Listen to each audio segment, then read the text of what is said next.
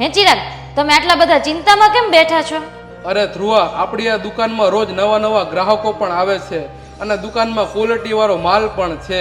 વધુ મૂડી ન હોવાના કારણે વધુ માલ નથી ખરીદી શકતો અને મારી એક એવી ઈચ્છા છે, આપણી આ નાની દુકાનને મોટા બિઝનેસમાં રૂપાંતર કરીએ. તમે ચિંતા ન કરો. રોજ તમે આટલી બધી મહેનત કરો છો તો ઈશ્વર પણ આપણી સાથે છે આપણા સપનાઓને સાકાર કરવામાં. આ માટે આપણે કદાચ લોન પણ લઈએ. હું જ્યાં કચરા પોતા કરવા જાઉં છું એ શેઠને લોનની કંપની છે. આપણે એને એકવાર વાત કરીએ. તમારી મહેનત અને ધગસને જોઈને ઈશ્વરે પણ આપણને ખરા સમયે સુજાડ્યું છે. તો તમે કાલે જ DS ફાઇનાન્સની ઓફિસે જઈ આવજો. હા, હું કાલે સવારે જ જાતો આવીશ.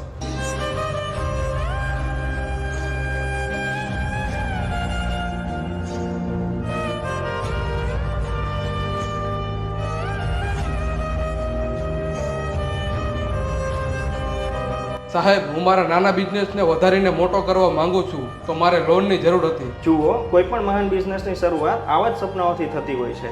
તમારા સપનાઓને ઉડાન આપવા માટે અને તમારા જેવા નાના વેપારીઓને મદદ કરવા માટે અમારી કંપની હંમેશા તૈયાર રહે છે. અમને તમારા જેવા નાના વેપારીઓની ચિંતા છે. તમે ફક્ત જરૂરી ડોક્યુમેન્ટ આપી દો, બાકી બધું અમારા પર છોડી દો.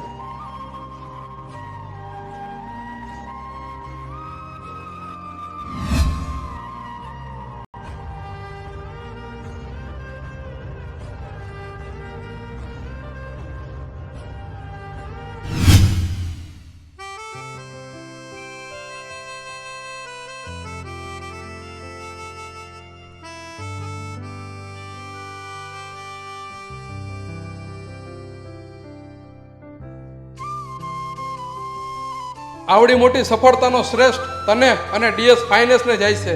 ચિરાગ, મહેનત આપણી હતી અને જરૂર વખતે સહયોગ DS ફાઇનાન્સનો હતો. DS ફાઇનાન્સ, તમારી મહેનત, અમારો સહયોગ, આપણી બંનેની સફળતા.